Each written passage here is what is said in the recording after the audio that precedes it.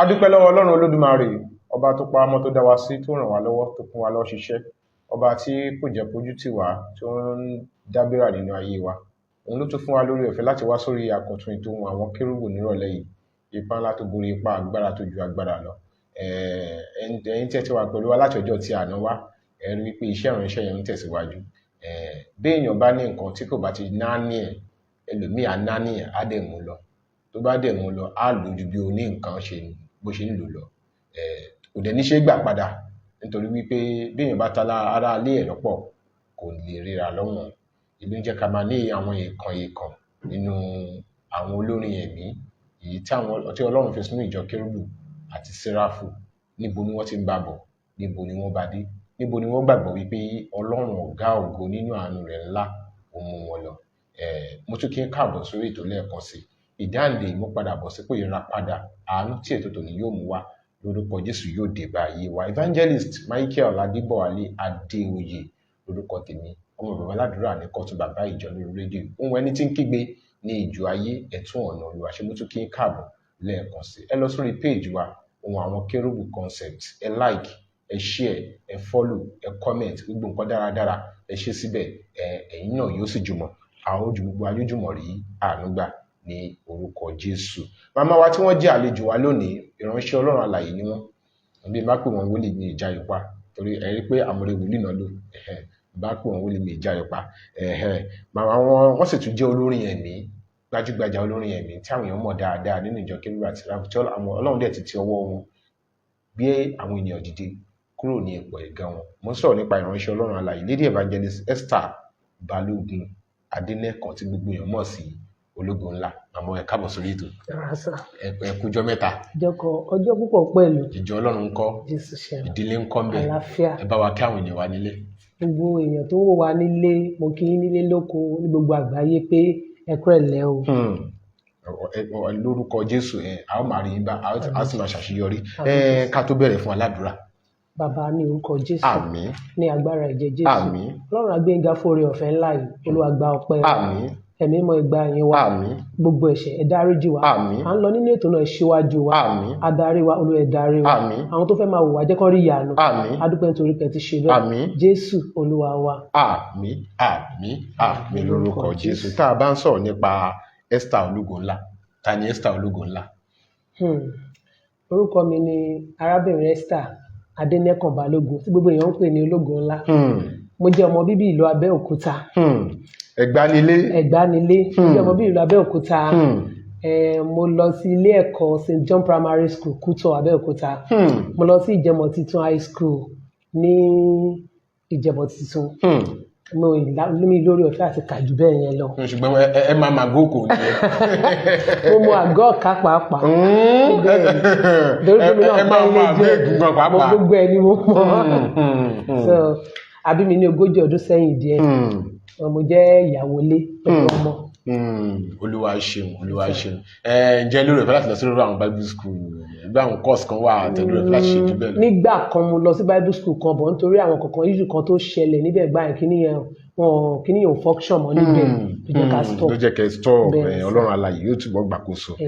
Nínú ìrìn àjò yín, nígbà tí wọ́n wá gbogbo ìrìn àjò láyé yìí, èyí wá wò ó pé orin lẹ́yìn fẹ́ máa kọ. Kí ló tó jẹ́ pé orin lẹ́yìn láàyò ní kíkọ? Kí n kọ́kọ́ bẹ̀rẹ̀ báyìí. Nǹkan tọ́lọ́run bá sọ pé èèyàn máa ṣe, èèyàn máa ṣe. Nítorí pé láti ilẹ̀ wa, èmi ò tiẹ̀ plan fún bóyá mo fẹ́ kọrin, but a máa ń kọrin ní church, ní ẹgbẹ́ akọrin. Church wo nìyẹn? Mo ń lọ sí ìjọ Olúwa lóhùn, the Holy Spiritual Church of Christ Aládùúrà, ó wà ní Abẹ́òkúta. Gbogbo èèyàn máa ń péjọ ní ìjọ Olúwa lóhùn. So ibẹ̀ ni mi ti bẹ̀rẹ̀ pé èèyàn ń lọ sí church, ibẹ̀ ni mo ti kọ́kọ́ bẹ̀rẹ̀. Tí mo bẹ̀rẹ̀ ibẹ̀ ni mo ti darapọ̀ mọ́ akọrin, nítorí pé ìdílé Mùsùlùmí lèmi ti jáde. Ṣé ti kírun dáadáa bí ṣe wà yìí? Fọ́nì tí wá ni pé mo jáde ní ìdílé Mùsùlùmí tó mo jẹ́ Kristẹni kan ṣo tó wà nínú ilé wa. Bọ́ adẹ̀ ti pọ̀ nísìnyí, nígbà yẹn Ọlọ́run wá fi yín ṣèdìdì síbẹ̀. Níbẹ̀ nítorí pé ìyá bàbá mi ti gba Kristẹni wọ́n tó bí èmi. So náà wá sọ pé ìgbà tí mo dẹ̀ ti gba Kristẹni yìí, nínú ọmọ ẹ̀ kan dáàdì mi dẹ̀ nìkan ni ìyá bàbá mi bí.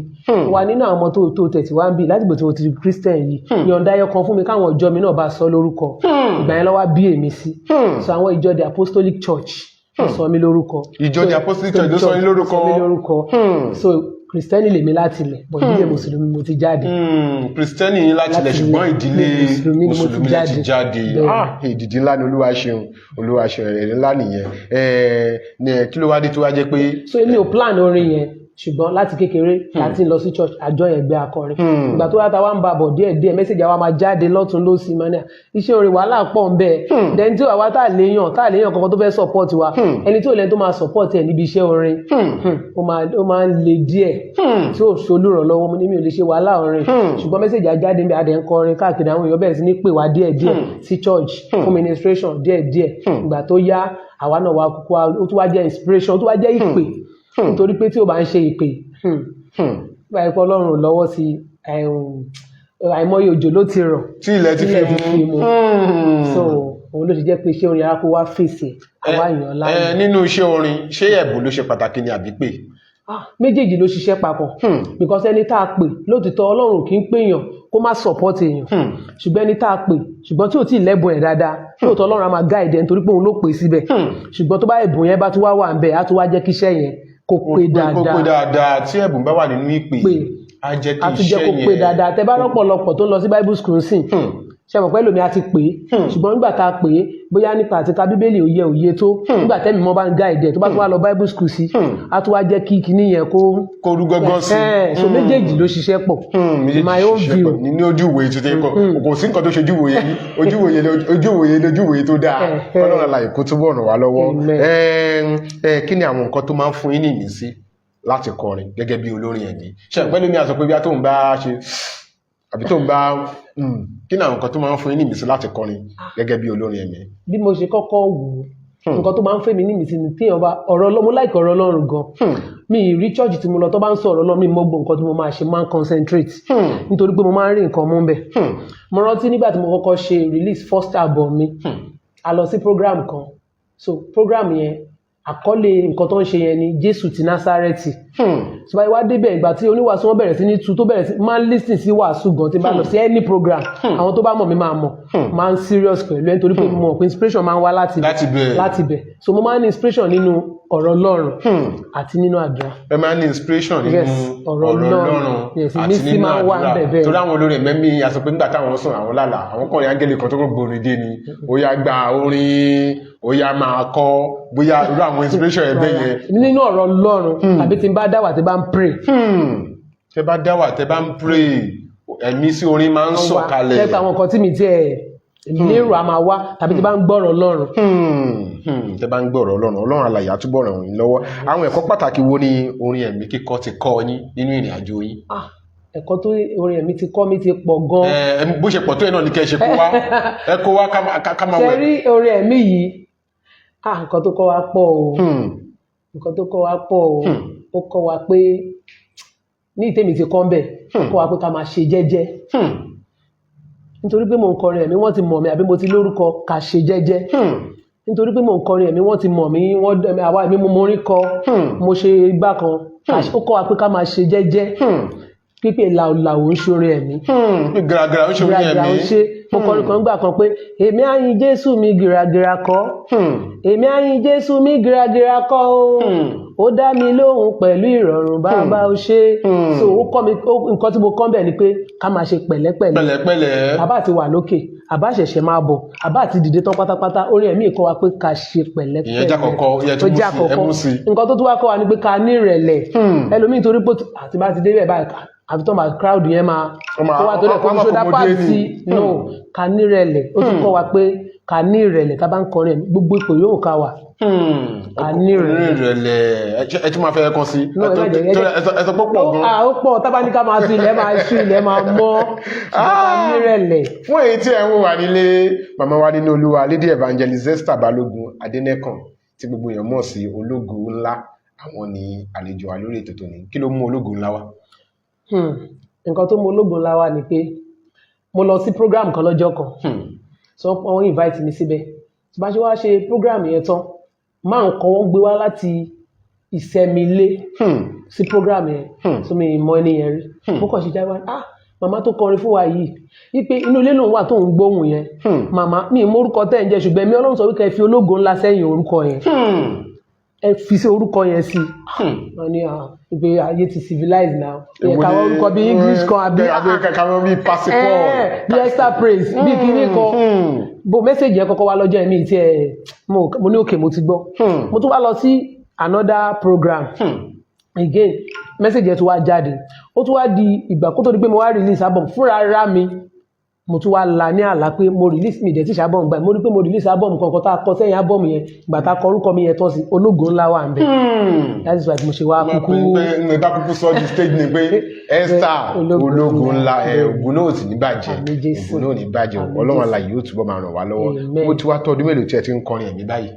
ipe a ti ń kọ a ti ń jáde à ń ṣe gbogbo ẹ̀ at least ó ti lé ní ọdún 14 years tí ẹ ti ń jáde tí ẹ ti ń kọrin ẹ̀mí tí ẹ ti ń fẹ́ àwọn ẹ̀kọ́ pàtàkì wo ni orin ẹ̀mí kíkọ ti kọ́ yín.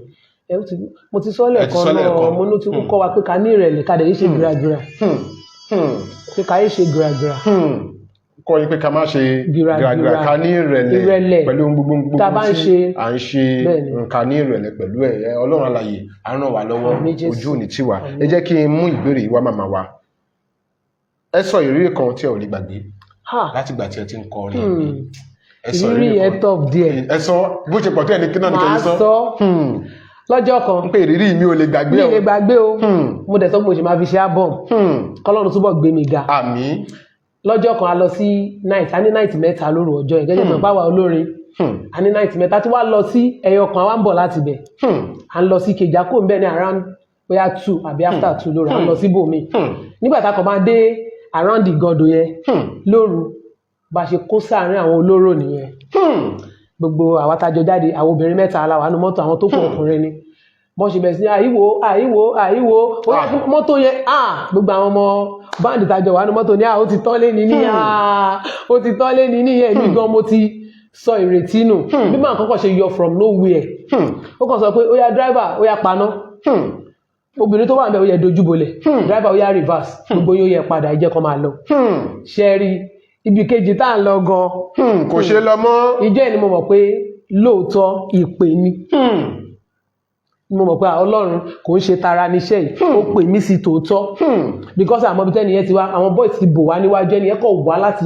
kí wọ́n kàn yọ wá from nowhere ó kàn sọ pé driver ó yá pa full light ẹ gbogbo obìnrin tó wà ní mọ́tò yẹn ó yẹ dojúbolẹ̀ ó yá reverse ó yẹ padà ẹ jẹ́ kó máa lọ àti bọ́sà ni wọ́n pọ̀ gidi lóru àwọn ọ̀dẹ̀ mọ̀ pé wọ́n ń ṣe ìṣẹ̀ṣe níbẹ̀.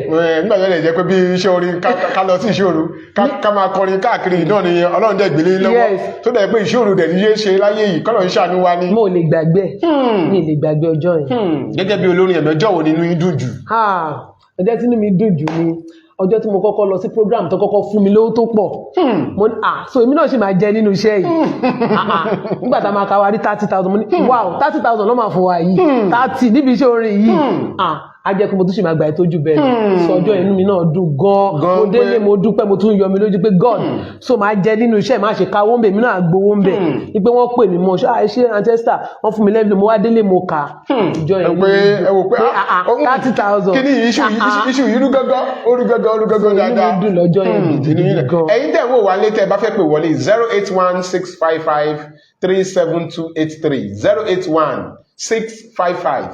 08165537283 màmá wa nínú Olúwa Lady Evangelist Esther Adénẹ́kàn Balógun ológo ńlá tọ́ní ògo yẹn kẹ̀kẹ́ ó hẹ̀rì mọ́ ó hà àrà àwọn ni àlejò wa lórí ètò ohun àwọn kérúbù lórí Facebook ní ìrọ̀lẹ́ yìí gẹ́gẹ́ bí ẹ̀yin náà ti mọ̀ pé a máa ń mú àwọn èèkàn nínú ìjọ Sẹ́ráfù ara èèkàn kan tí èṣù ọ̀tá ẹ̀mí ò sì nípa tí ò ní ṣọ́kú mọ́ wa lójú àwọn ni àgbéwá fún yín tí ẹ̀ ń wò yẹn ọjọ́ tí ẹgbẹ́ envelope tó lágbára tó hẹ́rì mọ̀ ọjọ́ ẹ̀ ni ẹ ò lè gbàgbé ohun àwọn kérúbù àfi sínú àkọsílẹ̀ ọyẹ ọjọ́ ẹ̀ ni ẹ ò lè gbàgbé nínú ìrìnàjò yín kí ni àwọn nǹkan míì tí ẹ rí kẹwù gbá bí kí ni ṣe ń lọ yìí eléyìí kò yẹ kó tó jẹ́ bí àdójúkọ ìgbà ṣe ń rìn ìrìnàjò yẹn bọ̀ tẹ́ ẹ̀ rìn ìrìnàjò yẹn bọ̀ kí làwọn nǹkan tẹ́ tó dàbí àdójúkọ. àdójúkọ tí mo rí níbi iṣẹ́ orin yìí ni pé téèyàn bá rí ìrànlọ́wọ́ níbi iṣẹ́ orin kì í tètè dìde ń bẹ̀ ọ́ téèyàn bá rí olùrànlọ́wọ́ téèyàn bá rí ẹni tó máa support ẹ financially kò ń tètè jẹ́ ká tètè dìde nígbà míì irú àwọn album tá a ti ṣe nígbà tá a máa rí ṣe bí wàhálà bí ká ṣẹ̀ṣẹ̀ wá lórí máa ṣe sáré sọ̀tún sáré sọ̀tún let me try jẹ́ ká tún gbìyànjú bẹ́ẹ̀ tá a tún ṣe léyìí so àwọn àdójúkọ tá a máa ní ni nípa owó finances ó máa ń ṣe díẹ̀ torí ẹ̀mọ̀ ìsọ̀ lẹ́ẹ̀kan wípé ẹni tí ò bá lẹ́ni tó máa support ẹ̀ níbi iṣẹ́ orin yìí kó mọ orin kan ju àfi tí Kristi bá dé sí àfi tí Kristi bá dé pé ó yá àkókò ti tó mo fẹ́ gbé ẹ dìde ńbẹ̀ nítorí nígbà tó bá ń jẹ́ kí n lọ sí studio tó ṣiṣẹ́ studio ó yá jẹ́ kí n launch ẹ̀ tó ti ẹ̀sẹ̀ gbà lọ́jọ́ launching mi àníṣà gbogbo àwọn tí mo ti pè gbọ́dọ̀ rí $1 million. pé gọ́vnà àti ẹ̀wà tó bá tiẹ̀ wà ń jọ yẹn. nígbà tó parí launch tó yẹ pé àwọn ọmọ báńdì gan wọn ò rówó gbà lọ́lẹ̀ àwọn onílù. àwọn yẹn sì gírò. àwọn dẹ̀ máa wá dé ládùúgbò tí mo dẹ̀ wá mi ṣe wàhálà dànù lásán báyìí ṣùgbọ́n àṣe wàhálà dànù lásán gbogbo nǹkan tí wọ́n bá ti ṣe ètò ni tí wọ́n bá rí ábọ̀mù ṣe Ọlọ́run sọ pé ó máa rí ṣe ni. So àwọn ìrírí tèmi rí bẹ́ẹ̀ nìyẹn tó jẹ́ bí ìdojúkọ wa bí challenges. ìyẹn jẹ́ ẹ̀kan tí ẹ ronú sí láàrin ìṣẹ́jú kẹ̀kẹ́ tí nǹkan tí mo tún rí bí challenges níbi iṣẹ́ orin wa yìí ni pé àwọn marketers wa tó ń bá market ọjà nígbà tí mo kọ́ ṣe first album tí mo mú lọ ní upcoming wọn kì í gba iṣẹ́ upcoming jàre wọn upcoming yẹn ṣe mọ̀ yàn kọ́ dé nígbà aládùúró owó tí mo ná èmi tún ní upcoming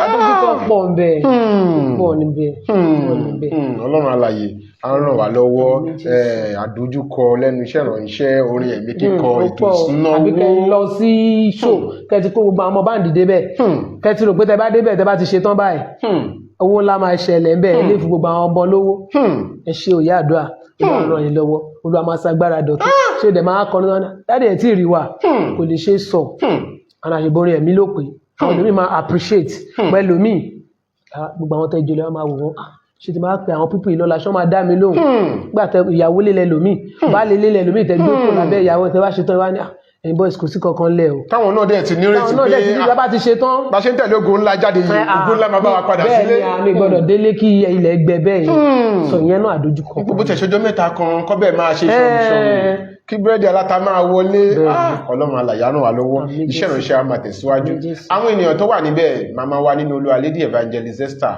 Adénẹ́kàn Balógun ológo ńlá tí gbogbo àwọn èèyàn mọ̀ dáadáa àwọn ni àlejò wa lórí ètò tòní tí à ń ṣe àgbéyẹ̀wò iṣẹ́ ìránṣẹ́ orin ẹ̀mí kíkọ bí àwọn náà tiẹ̀ ní ẹ̀bùn bí àwọn ní ẹ̀bùn irú ẹ̀bùn tí àwọn gbé dání tí ó wá fẹ́ dìde àkókò tó fún wa kí gbogbo àjọ wò kájọ kẹ́kọ̀ọ́ bẹ́ẹ̀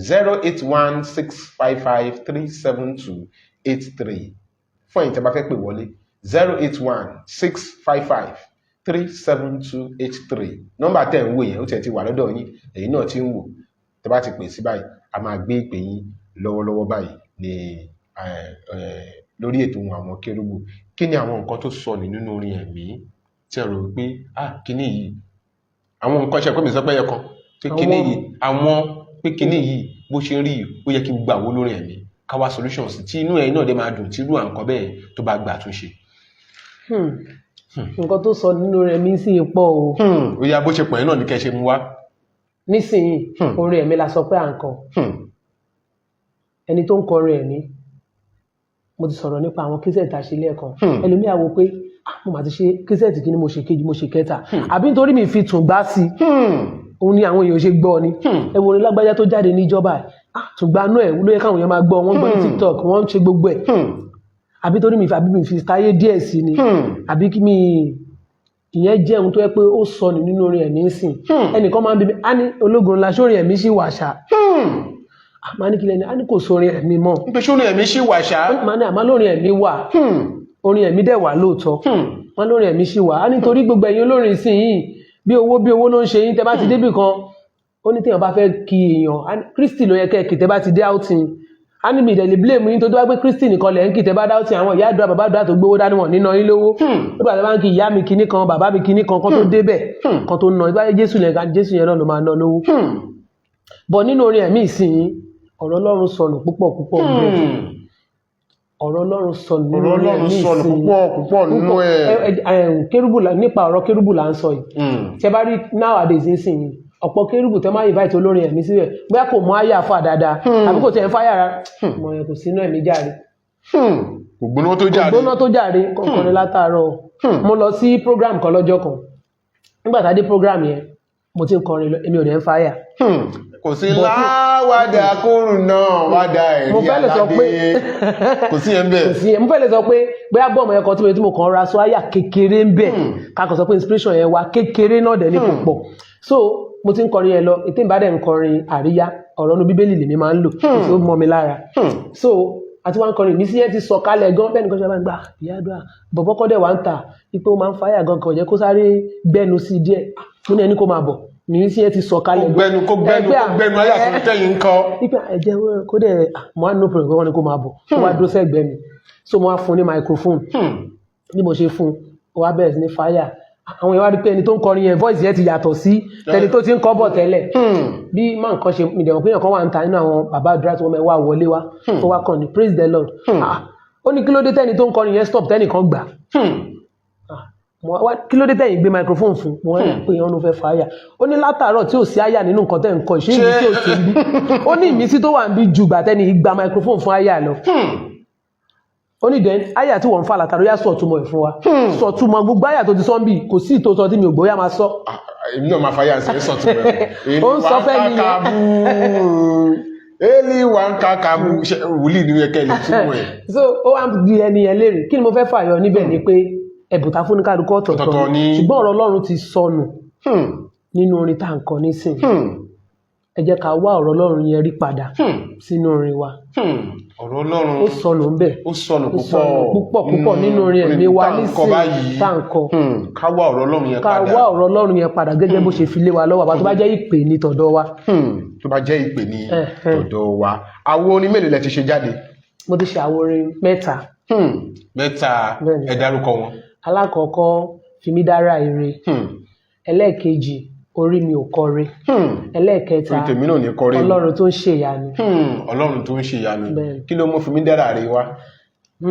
fimi dára ire yẹn nígbà tá a ṣẹ̀ṣẹ̀ tí mo ṣẹ̀ṣẹ̀ first album mi nìyẹn tí mo ṣẹ̀ṣẹ̀ bẹ̀rẹ̀ sí ní kọrin tá a ṣáà gbìyànjú tí a ti ń gbìyànjú pé ká ṣáà bọ̀ mi èmi tẹ̀ ti gbọ́kàn kúrò ń bẹ́ẹ̀ pé ẹ wo kò tí tó bá tó àsìkò Ọlọ́run máa jẹ́ kó bọ́ sí so àkọ̀wá wà nílé lẹ́nu kọ́kọ́ sọ pé studio kan dẹ̀ wá níbi kan kí n jẹ́ ká débẹ̀ mo ní ìlú lọ torí mi lówó tí mo fẹ́ wọ studio ó ṣàní kí n jẹ́ ká lọ bá ṣe wá dé studio yẹn máa ń sọ pé mi lè gbàgbé ẹni yẹn láéláé bá ṣe dé studio yẹn kàn ní ológun ńlá ni àwọn náà olórin ni wọn máa ń gbórúkọ yẹn ní àlímọ̀ṣọ́ yìí ó yá kí la fẹ́ wá náà ẹ wá ṣe orin náà mo wá ní mi ò tí ì rẹ́dí pakàn wá wo studio kí ni ẹ wá bẹ̀rẹ̀ orin lọ́la jàre mo ní mi tí ì lówó ní ẹ máa bọ̀ ẹ mú orin ṣe bẹ́ẹ̀ lórin ẹ máa mú orin bọ̀ tẹ́bà tẹ̀ lórin tẹ́ bá débi orin máa wá bí eré àdẹ̀wọ̀ studio bí àwàdà àdẹ̀bẹ̀rẹ̀ mo fẹ́ lè sọ pé Ọlọ́run kan gba ọwọ́ ẹni yẹn ṣe orin yẹn lọ́jọ́ ló mú fimi dára ní ẹ̀pá Ọlọ́run tó bá pàpà fimi dára ire níbi iṣẹ́ yìí máa máa dúpẹ́.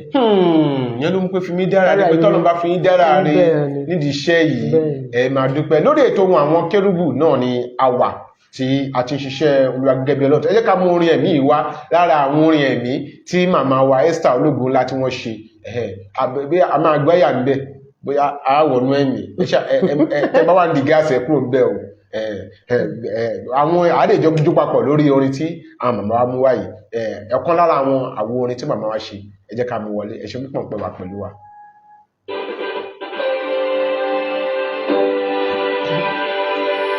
Bàbá mi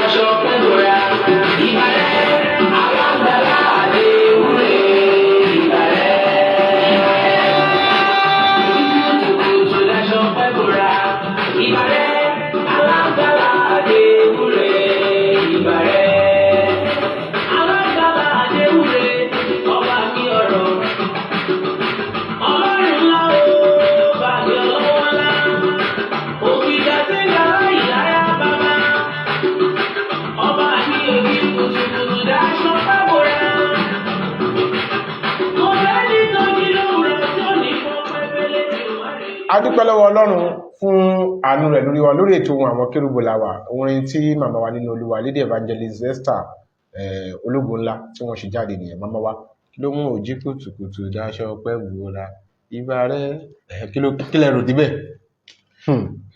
tó dàgbà tí wọ́n mú àyálò ọ̀rọ̀ Yorùbá tí wọ́n jọ pọ̀ mọ́ àṣà àti tiẹ̀ bí kí lẹ rò díbẹ̀ ohun yìí dẹ́fẹ̀dẹ́gbọ́n jẹ́ ohun ọkùnrin díẹ̀ kí ló ní tó fi rí bẹ́ẹ̀ ó yẹ jẹ́ kájọ wò. Orí ọ̀fẹ́ Ọlọ́run ni òjí kùtùkùtù dáṣọ pẹ́ bora ọ̀pọ̀ orin ni mo sọ lẹ́ẹ̀kan pé irú yẹn sì níkan máa fi ń kí oríkì Ọlọ́run ni pé ọba mi òjí kùtùkùtù mo fẹ́ lè sọ pé studio yẹn ni mo ti compose orin yẹn studio yẹn torí studio yẹn nígbà tí mo lọ bẹ̀ mí plan pé mo fẹ́ kọ kérúbù pattern.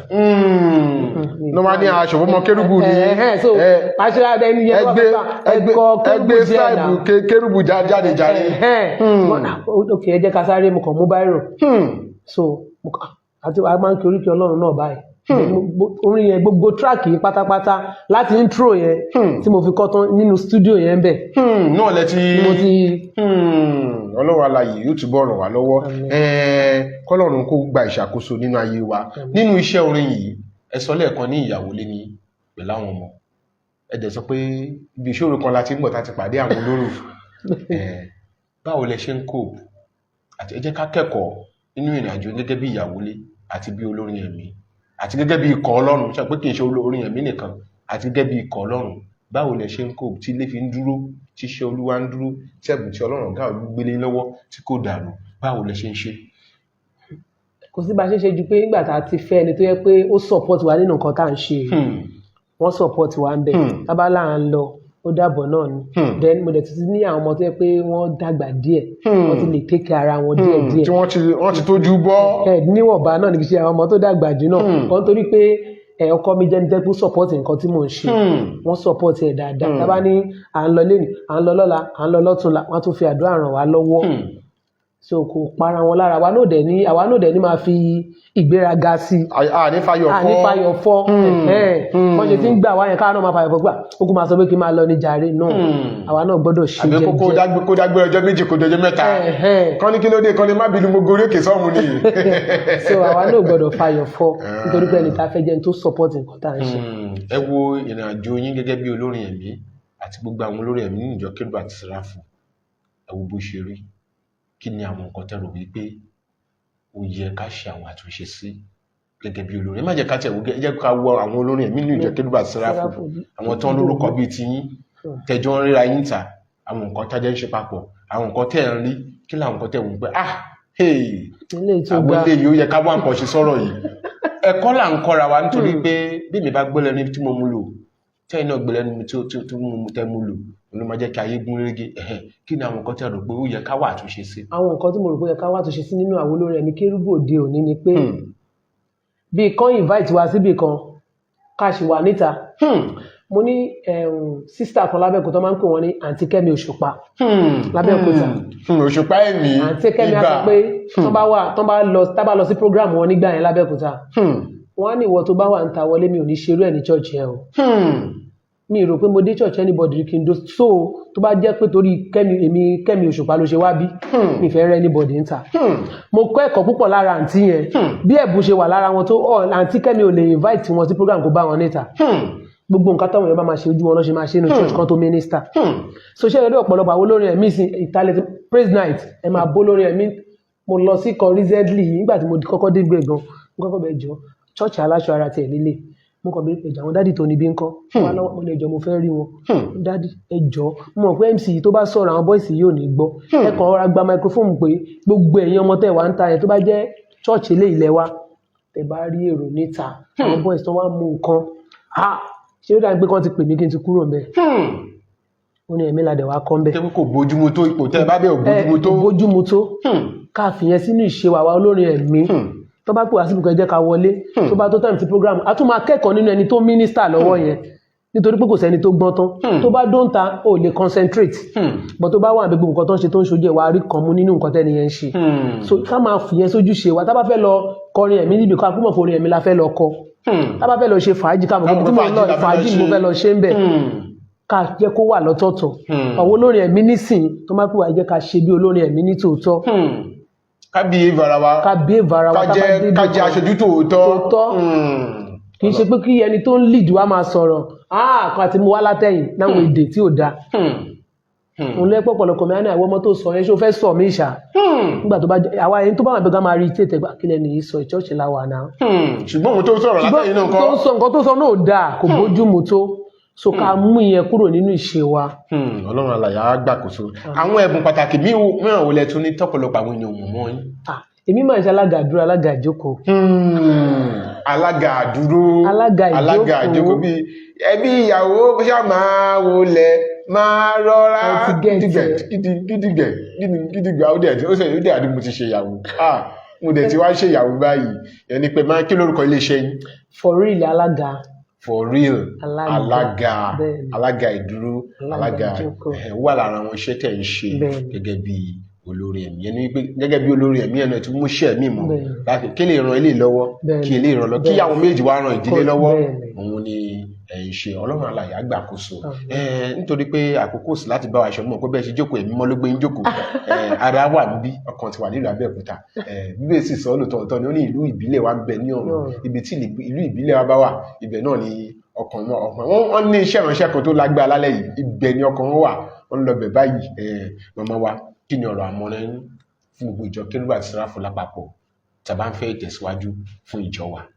Gbogbo ìjọ Kérúbù Séráfù lápapọ̀ tá à ń fẹ́ ìtẹ̀síwájú fún ìjọ wa ẹ jẹ́ ká máa rọra wa lọ́wọ́ tá bá rẹ́ni tó fẹ́ ṣubú ẹ jẹ́ ká gbé dìde. Mo máa ń tá bá ń sọ̀rọ̀ within ourselves àwọn tá a jẹ́ bí olórin ẹ̀mí wọ́n ní wọ́n sọ pé ọ̀pọ̀lọpọ̀ ọmọ Séráfù tó ń kọrin wọ́n ti di sẹ̀lẹ́ wọ́n ní ọ̀pọ̀lọpọ̀ wọn ti di ẹni tó lọ sí redeem wípé ọ̀pọ̀lọpọ̀ àwọn Kérúbù bàbá wa wípé wọ́n cherish àwa ọmọ wọn tí wọ́n ní ẹlòmíì ó pè ẹ́ sí program níbi tó kọ́ ọmọ lọ níbi tó ṣọ̀pọ̀lọpọ̀ nǹkan lọ síbẹ̀ ẹ̀wọ̀n mọ́tò ẹ̀ ṣe gbà tó bá ṣe tán ó ṣe ọmọ mi ó jẹ́ kí ọ̀pọ̀lọpọ̀ Kérúbù tó bá pè mí Kérúbù ẹ̀mí jẹ́ débẹ̀ èlé lọ́wọ́ fún mi Celestial pay mi Redeem pay mi gẹ́gẹ́ fún àwọn bàbá wa àwọn tó ń wà nílé tó ń gbọ́ wa ẹ jẹ́ ká cherish àtàwọn tó tún sì máa wò wá ẹ jẹ́ ká cherish àwọn nǹkan tá a bá ní pàápàá àwọn atábárí pé ó ń ṣubú lọ ẹ jẹ́ ká pè wọ́n sí àkíyèsí ẹ jẹ́ ká gbé wọn dìde nínú ọ̀rọ̀ èèyàn ń gbé yàn dìde nínú ìṣubú kò ń ṣowó ní gbogbo ẹ̀ ẹlòmíì ọ̀rọ̀ lásán ló kàn nídìí bó ṣe ń rìn ọ̀nà tó ń gbà yìí nǹkan tó kàn nídìí nìyẹn tábàárà àwọn ọmọ wa tó ń ṣubú lọ ẹ jọ̀ọ́ ẹ máa fi ọ̀rọ̀ gbé wa dìde ìmọ̀ràn mi sí gbogbo àwọn tó ń wò wá nìyẹn. A ní ìpè kan bí hello orí ètò ohun àwọn Kérúbù la wà orí ètò ohun àwọn Kérúbù la wà.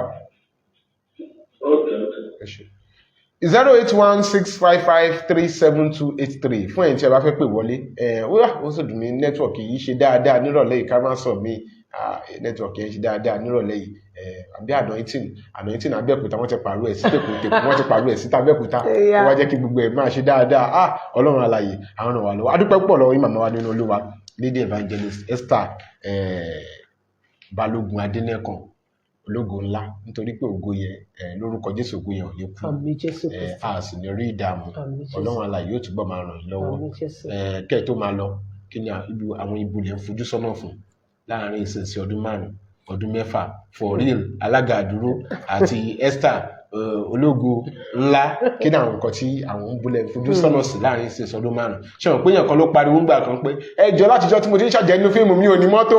Bẹ́ẹ̀ni ẹni ẹlẹ́ni. Wọ́n gbé mọ́tò fún èèyàn kan náà pariwo òun lájọ tóun ti ṣe babaláwo wọn fún òun mọ́tò. Wọ́n gbé mọ́tò fún. Àwọn bulẹ̀ yín wò láàrin ìsinsìn ọdún 5. Àfojúsùn mi pọ̀ gan láàrin ìsinsìn ọdún 5. Mo sọ lé mo ní fi mí dára ire Olúwa fi mí dára ara ire fi mí dára káyé má sọ pó tán láyé mi ò Jèhófà alágbára ní ọdún 5 mo fẹ́ kó Olúwa kó fi mí dára ire tó kọjá òye tèmi gan kí Olúwa kó mú ẹ̀gàn àti ìtìjú kúrò lára ológo ńlá ló ń pè rẹ̀ ògo ńlá òun náà dà kọ́lọ́run jẹ́ kí orúkọ yẹn kó ròyìn nítorí pé orúkọ yẹn kìdẹ̀ ń ṣe ilẹ̀ mú wá orúkọ má jẹ̀mú ni ṣe mọ̀ pé ọ̀tọ̀ ni kéèyàn wà lórí stage kéèyàn máa kọrin ọ̀tọ̀ ni kéèyàn wà ní ṣọ́ọ̀ṣì kó máa kọrin ọ̀tọ̀ ni kéèyàn dẹ̀ máa kọrin ní studio ẹ̀ wà kọrin báyìí ohun àwọn Kérúbù fẹ́ ṣe introduction fẹ́ jó ó yá ẹ kọrin báyìí mo ti kọ̀ọ̀kan lẹ́ẹ̀kan ẹ kọ̀ọ̀kan sólìsì kan báyìí ní jó Oore Ọlọ́run láyé mi pọ̀, ó pọ̀ mi ò lè san tán. Láti ìbẹ̀rẹ̀ ọjọ́ ayé mi o, oore rẹ̀ pọ̀ ó pọ̀, oore rẹ̀ pọ̀ púpọ̀, oore rẹ̀ pọ̀ lọ́pọ̀lọpọ̀, oore rẹ̀ pọ̀ púpọ̀ ó pọ̀ gan-an. Ó pọ̀ ó tún wá ó pọ̀ lórí ètò Ohùn Àwọn Kérúbù pẹ̀lú màmá nínú Olúwa Lady Evangelist Esther Adénẹ́kàn Balógun ológun ládùúpẹ́ pé àpò ìwá sórí ètò yìí ẹ̀sìn wa kò tí ń wá káàfin sílẹ̀ ṣùgbọ́n nítorí pé ìrìnàjò yẹn jìn bí eré ìje mi tilẹ̀ gùn orí ọ̀fẹ́ rẹ̀ kò yí padà bó ti rìn kí ìjì náà lè tó ìdákòró mi kò ní yẹ̀. Inú wa dùn nítorí pé ẹ̀yin náà fi ìrírí yín gẹ́gẹ́ bí olórin ẹ̀mí ẹ fi kọ́ wa lẹ́kọ̀ọ́ wípé gbogbo ipò tí èèyàn bá wà èèyàn gbọ́dọ̀ máa ṣe ìgbéraga. Olórin mímì tó bá tiẹ̀ rí níta tí wá ní ẹ̀rọ àwọn mi o tánánkì àwọn àtẹ́tà ní àwọn olórin ẹ̀mí bẹ̀bẹ̀ dáadáa ní ìjọ Kérúbù àti Séráfù àwọn kan tẹ̀ tí máa ní kákọ́s làwọn àwọn ọ̀sínú kákọ́s àwọn ọ̀sínú sẹ́ẹ̀tì wa ṣùgbọ́n a dúpẹ́ pé ẹ fi àpẹẹrẹ ìgbàgbọ́ àti ìrẹ̀lẹ̀ ẹ fi hàn láti darapọ̀ mọ́ wa lórí ètò Ohùn Àwọn Kérúbù. Gbàdúrà fún yín lórúkọ Jésù Olúwa yóò wà pẹ̀lú yín. Kẹ́ tó máa lọ jẹ́ mú ìbéèrè yìí wá àwọn olórin ẹ̀mí wo ẹ dárúkọ olórin ẹ̀mí 5 tẹ́ ń wò wípé pẹ̀lú báwọn olórin ẹ̀mí ṣe ń ṣe mo ń kẹ́kọ̀ọ́ kan tàbí òmíràn lára wọn mo ń kẹ́kọ̀ọ́ ẹ̀kọ́ kan tàbí òmíràn lára wọn mo ń kọ́ ẹ̀kọ́ kan tàbí òmíràn lára wọn ẹ dárúkọ àwọn olórin ẹ̀mí yẹn fún akálùkù. Kí n kọ́kọ́ bẹ̀rẹ̀ èmi like Ṣẹ̀wẹ̀lẹ̀ Jésù mo like Ṣẹ̀wẹ̀lẹ̀ torí mo kí n tó meet wọn o mo like the way bóyá mode of dressing wọn nítorí pé àwọn olórin ẹ̀mí kò dìbò tá a bá ṣe gbogbo ara sí lórin ẹ̀mí láláǹkọ Ṣẹ̀wẹ̀lẹ̀ Jésù ẹ̀mí wò wọn gẹ́gẹ́ bí àwọn ilé wọn ṣe wò láwòkọ́ṣe wọ́n ṣe wò láwòkọ́ṣe èèyàn ẹ̀kọ́ ẹ̀ náà lè wò gẹ́gẹ́ bí. for now ń wò wọn ní àwòkọ́ṣe. kò ṣe ọtí Jésù ń pa mí o jàre ọtí Jésù ń pa mí o jàre ọtí Jésù pẹ̀yìn. ok màmá lọ́tí Jésù pa wọ́n fún àwọn náà máa kókò sí kankan tó ṣe àwọn lórúkọ Jésù Ọlọ́run á ràn gbogbo wa lọ́wọ́ ojú òní tiwa. ẹ̀yin tẹ́ wà ń bẹ̀ láàrin ìṣẹ́jú díẹ̀ lání 08165537283 08165537283 olórí ètò Ohùn Àwọn Kérúbù làwọn ẹ jẹ́ ká tún mú orin ẹ̀mí wá láàrin ìṣẹ́jú díẹ̀ nọ́mbà tẹ̀wé ẹ̀ ní àǹfààní láti pèsè ẹ jẹ́ kí n tún mú orin ẹ̀mí wá láàrin ìṣẹ́jú díẹ̀ kó tó di pé màmá wa wọ́n máa dágbére fún wa lórí ètò wọn ní dágbére fáyé ẹ jẹ́ kí n mú orin ẹ̀mí wá ká tún. Ìbàrẹ̀ àwọn àgbàlá àdéhùrè ìbàrẹ̀ ojúkúndùn tó dáṣọ pẹ́bùrà ìbàrẹ̀ àwọn àgbàlá àdéhùrè ìbàrẹ̀. Ọba mi ọba kẹ̀kẹ́ rẹ́díà ọlọ́wọ́ iná òdò ọba ńlá ọba mi tó ń jẹ mímọ́ wọn mímọ́ sọ mímọ́ ṣe mímọ́. Bàbá tó fi mímọ́ bòrà sí aṣọ mo gbé ọgbà òwe lẹ́dùnmáì ọba tó pẹ́ tọ́ sí.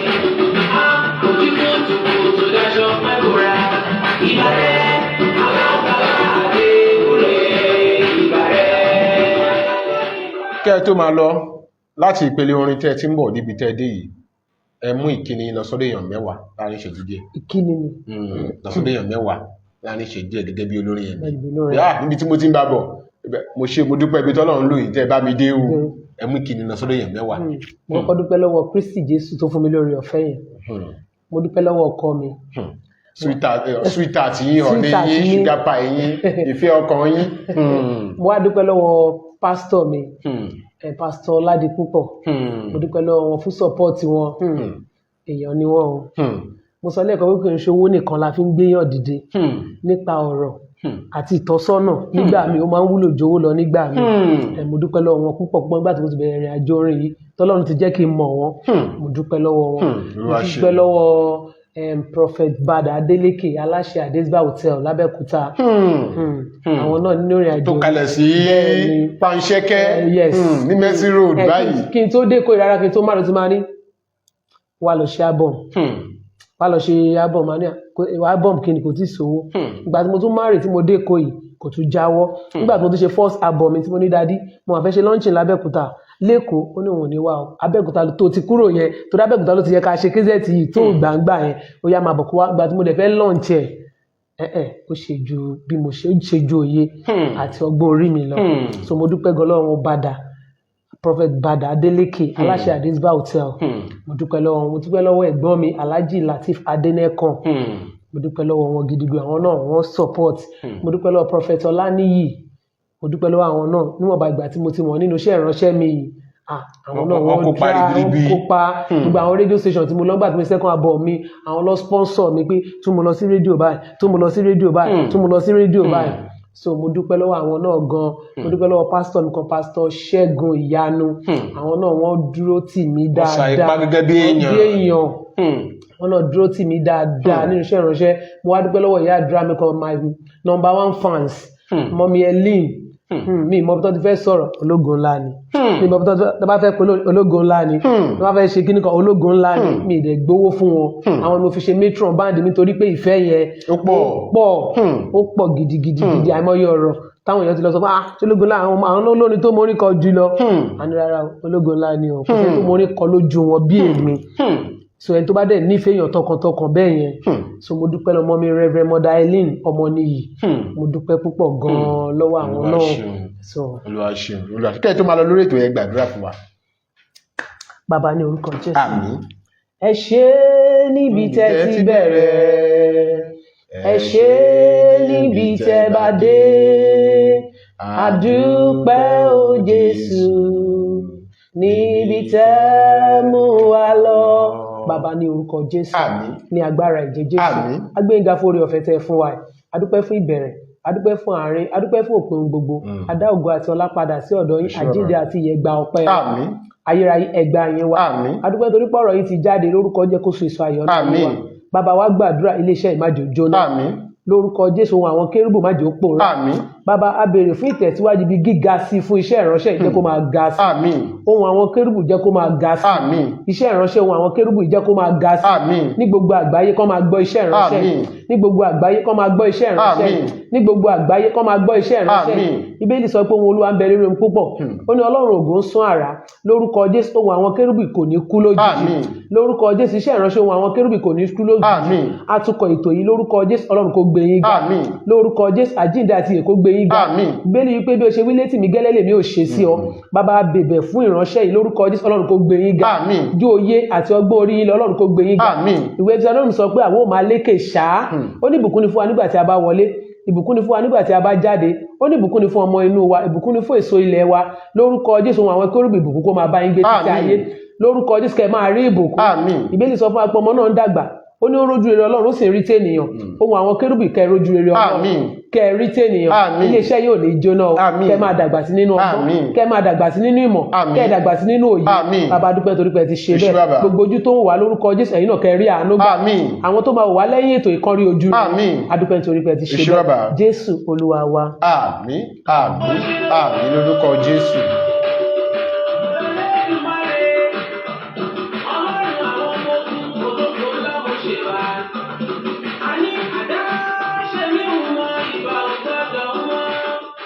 Adúpẹ́ lọ́wọ́ Ọlọ́run tó ràn wá lọ́wọ́ dé ìpele yìí lórí ètò tòní. Kò ní kó pọ̀ púpẹ́ ṣókí báyìí náà lọ bẹ̀rẹ̀ gí adípé ńgbà tá a fẹ́ máa lọ báyìí ní ẹ̀yin èèyàn ṣẹ̀ṣẹ̀ ní àǹfààní láti jókòó láti wo ètò yẹn nígbà tí a bá tún ṣe tán. Ẹ tún lè wò ẹ lè wò kò kúrò ńbẹ̀ ṣùgbọ́n ẹ ní wò kú torí kan wà tọ̀tọ̀ pé wọn kì í wò bí ìtàn lọ pàdé níṣòro tó ní ayé wò ó ṣùgbọ́n ilé yẹn láǹfààní láti jókòó kẹ́ ẹ wò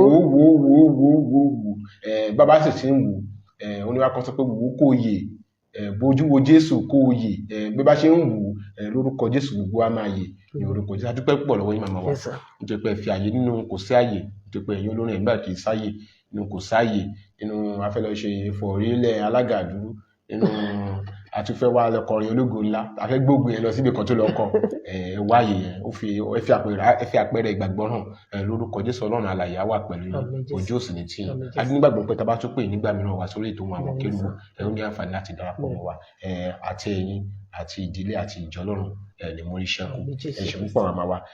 Ìpàdé di ìgbà mìíràn lórí ètò àwọn kérúbù ní gbogbo ọjọ́ Friday lórí ìkànnì Sweet 107.1 FM nílùú Abẹ́òkúta ní gbogbo ọjọ́ Friday láti aago 4 títí di aago 4:30 la máa ń ṣe ọdún karùn-ún tá a ti ń ṣe ní Sweet 107.1 FM nílùú Abẹ́òkúta ní ètò Ohùn Àwọn Kérúbù tí máa ń wáyé. Ẹ wá ṣonígbọ̀wọ́ wa àti ti Facebook àti ti rédíò, ẹ wá ṣonígbọ̀wọ́ wa kí ṣiṣẹ́ wa kó má bàa dàbí ọ̀nà káwa náà ká tún lè máa tẹ̀síwájú. Nígbà tẹ́yìn bá ṣonígbọ̀wọ́ wa láti máa lè ra ẹ̀ fún lọ sọ́dọ̀ ẹlòmíì láti máa wò ó pé jẹ́ ká tún gbé ikọ̀ míì wá sórí prógráàmù yìí kán tẹ̀ wá ṣe dáadáa pẹ̀lú wa lórúkọ Jésù gbogbo wa a ó rí àánú gbà.